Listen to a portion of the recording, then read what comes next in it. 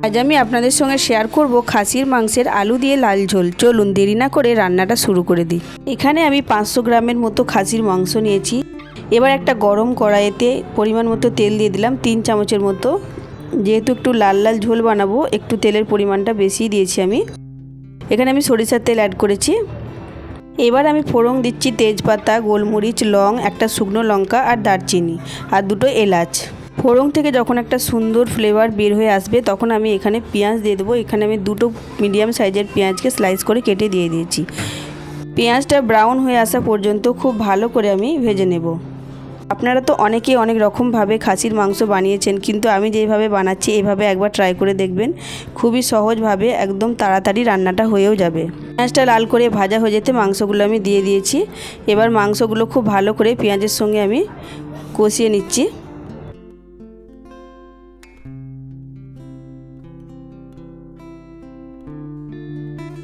আমি এখন কোনো রকম পানি ব্যবহার করব না।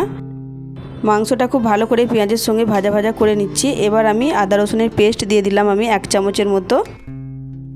লঙ্কার গুঁড়ো দিলাম 1/2 চামচের মতো। আর হলুদের গুঁড়ো দিলাম 1/2 চামচের থেকে একটু কম।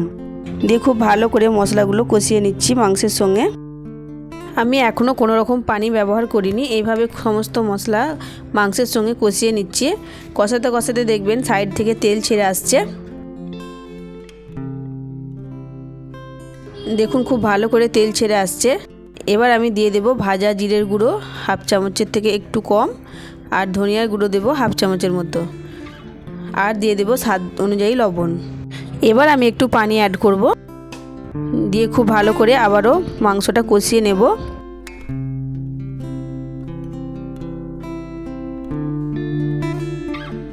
এইবার আমি দিয়ে দেব এখানে 2টো টমেটো, 2টো লাল পাকা টমেটো দিয়ে দেব। দিয়ে আবারও টমেটোটা দিয়ে খুব ভালো করে কষিয়ে নেব। এইভাবে কিন্তু আমার মাংসটা খুব ভালো করে কষানো হয়ে যাচ্ছে। এইবার আমি পানি অ্যাড করে দেব মাংসটা সেদ্ধ হওয়ার জন্য। এখানে আমি 1 বাটির মতো পানি অ্যাড করেছি, খুব বেশি পানি আমি অ্যাড করিনি।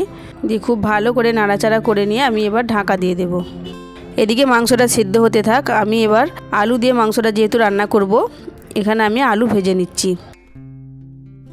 এবার আমি গ্যাসে তেল গরম হয়ে যেতে একটা বড় সাইজের আলুকে কেটে দিয়ে দিলাম। আলুটা ভাজা হয়ে গেছে। আলুটা আমি নুন হলুদ দিয়ে ভেজে নিয়েছি। এবার ঢাকনাটা খুলে দেখুন পানিটা অনেকটা কমে গেছে। দিয়ে আবারও একটু কষিয়ে নিচ্ছি। মাংস কষানোর কাছেই তো মাংসের কালারটা আসে। যত ভালো করে মাংস কষাবেন তত ভালো করে এটাও আসবে। এবার আমি ভেজে রাখা আলুটা দিয়েও একটু ভালো করে নাড়াচাড়া করে কষিয়ে নিচ্ছি। মাংস আমার খুব ভালো করে কষানো হয়ে গেছে, দেখে বুঝতেই পারছেন। আলুটা আমার ভাজার সময় ভালোভাবে সেদ্ধ হয়ে গেছিলো। খুব বেশি আমাকে আর আলুটা সেদ্ধ করতে হবে না। এইবার আমি গরম পানি অ্যাড করে দেব। অবশ্যই গরম পানি অ্যাড করার চেষ্টা করবেন। গরম পানি দিলে তরকারির কালারটা খুব ভালো আসে। যেহেতু আমি ঝোল বানাবো আলু দিয়ে, তাই একটু ঝোল বানানোর জন্য গরম পানি অ্যাড করে দিলাম। ঝোল খুব ভালোভাবে ফুটে উঠেছে। রেডি হয়ে গেছে আমার মাংসের আলু দিয়ে লাল ঝোল। আজকের রেসিপিটা যদি আপনাদের কাছে ভালো লেগে থাকে তাহলে প্লিজ লাইক কমেন্ট শেয়ার করে দেবেন। আর যদি নতুন বন্ধু হয়ে কেউ আমার এই রেসিপিটা দেখে থাকেন তাহলে প্লিজ আমার চ্যানেলটা সাবস্ক্রাইব করে আমার পাশেই থাকবেন। আজকের রেসিপিটা কেমন লাগলো অবশ্যই কমেন্টে এসে জানাবেন। এদিকে আমার হাজব্যান্ডকে আমি খেতে দিয়ে দিচ্ছি।